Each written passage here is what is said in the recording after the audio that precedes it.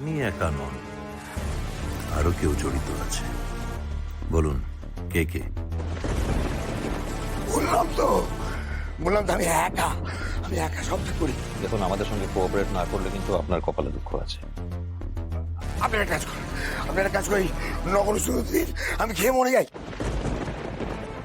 এত তাড়াতাড়ি তো আপনাকে মরার পারমিশন দেওয়া যাবে না। হ্যাঁ,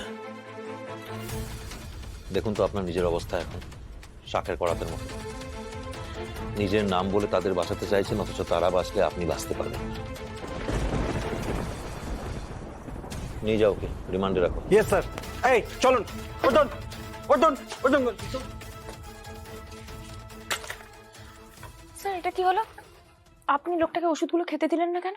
এতদিন রোগীদেরকে নকল ওষুধ খাইয়ে মারতো, না হয় নিজে খেয়ে মরতো। এই লোকটা কিছুতেই মাথা হতে পারে না, কিছুদিন না।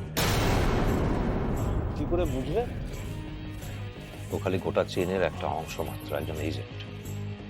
এই কেসটা আমি নিয়েছি বলে আমার ফ্যামিলিকে থ্রেট করার জন্য যে গুন্ডা হায়ার করা হয়েছিল তাকেও চিনি না। আর এই গুন্ডাকে একমাত্র চিনতে পারে সেই,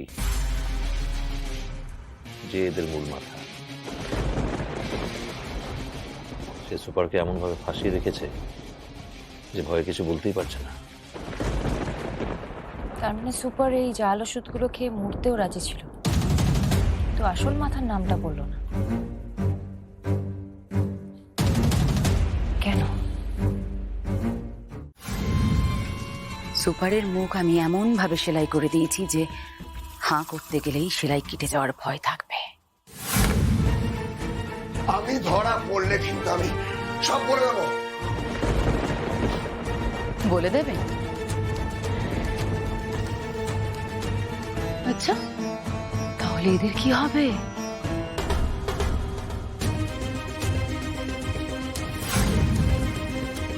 আমার ওয়াইফ, আমার মেয়ে, তুমি এদের কিডন্যাপ করিয়েছ, ভালো হবে না।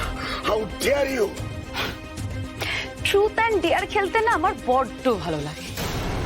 স্ত্রী আর মেয়ের অবস্থা দেখে তো আপনার জোশ একেবারে ফুস হয়ে গেল। দেখো শালীন, আমার স্ত্রী আর আমার মেয়ের যদি কিছু হয়, আমি তো কাউকে ছাড়বো না। নিজেকে বাঁচাতে আমি সমস্ত ব্যবস্থা করে রেখেছি। আমি জানি আপনি ধরা পড়লে নিজেকে নির্দোষ প্রমাণ করার জন্য সমস্ত দোষ আমার ঘাড়ে দিয়ে দেবেন। তাই আজকে সকালে আপনার বউ আর মেয়েকে কিডন্যাপ করিয়ে নিয়েছি। দেখো,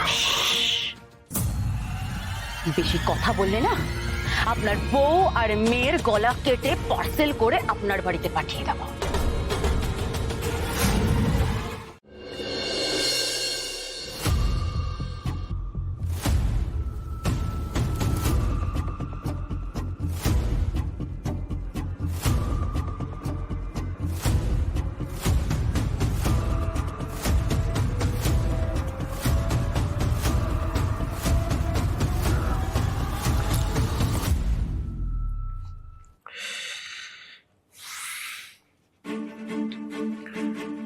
হ্যাঁ দেবু, ওই সুপার মিথ্যে কথা বলছে।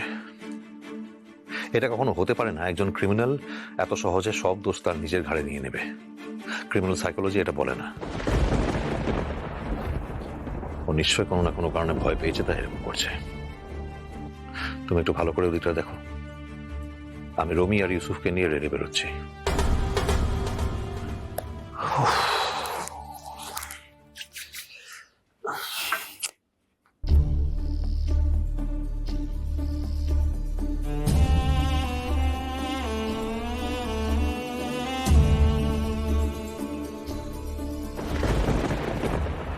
এটা লাগালে মাথা ব্যথাটা ছেড়ে যাবে। রাখলাম।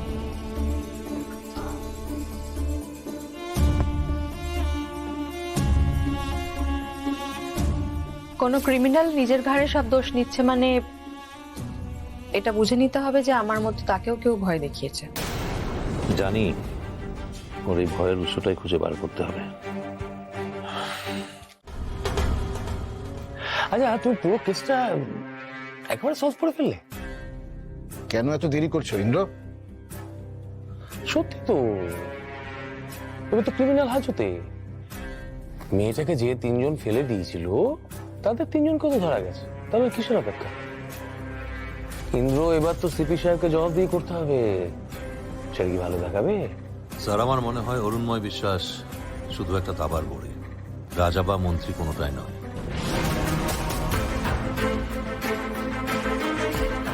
আচ্ছা ইন্দ্র, তুমি কি আজকাল গণনা করতেও শিখছো? তুমি যে কথাগুলো বলছো তার সপক্ষে কি প্রমাণ আছে? এই মুহূর্তে সেভাবে কোনো প্রমাণ নেই, তবে ইন্দ্র, অরুণময় বিশ্বাস যে মূল অপরাধী তার সমস্ত প্রমাণ তো হাতের মুঠোয় আছে। জাল ওষুধের কারবারি যে অরুণময় বিশ্বাস সেটাও তো বোঝা গেছে। মীরাকে ছাদ থেকে ফেলে যে 3 জন খুন করেছিল তাদেরও ধরা হয়ে গেছে। আমি তো শুনেছি যে ওদের মধ্যে একজন কনফেসও করেছে যে সুপারি মূল মাথা। তাহলে আর কিসের অপেক্ষা? কিসের জন্য ওয়েট করছি আমরা? স্যার তবুও কিছু একটা। ইন্দ্র, অরুণময় বিশ্বাসকে তোমরা ধরতে পারছো না বলে আমি নিজেই ধরে দিলাম। আমি যদি নিজে থেকে কেসটায় না ঢুকতাম তাহলে হয়তো আজও ওই অরুণময় বিশ্বাস পালিয়ে পালিয়ে বেড়াতো। আমাকে আর একটু সময় দিন। তাহলে তুমি ঠিক, আমি ভুল। এই ইন্দ্র যখন সময় চাইছে তখন কি একবার সময় দেওয়ার মতন সময় আমাদের হাতে নেই স্যার। কেসটা তো ক্লিয়ার কেস, সবাই তো ধরা পড়ে গেছে। এই মুহূর্তে তো কেসটা ক্লোজ করাই ভালো, কারণ এরপর তো আপনাকে 1001টা প্রশ্নের মুখে পড়তে হবে। ইন্দ্র কাল সকালে কেস ক্লোজ করতে হবে। কিন্তু স্যার, দেখো ইন্দ্র, এই বিভিন্ন হাসপাতালে রোগী কল্যাণ সমিতির লোকেরা কাল লালবাজার অভিযানের ডাক দিয়েছে। আমি আর কোনো অবস্থাতে বিড়ম্বনায় পড়তে চাই না। Okay sir. ইন্দ্র, কাল বিকেল অবধি আমাদের হাতে টাইম আছে, যা ভালো বুঝো করো। Excuse me sir. হ্যাঁ বলো। স্যার, সেই লম্বা লোকটাকে দেখতে পেয়েছি। ওকে, আমি আসছি।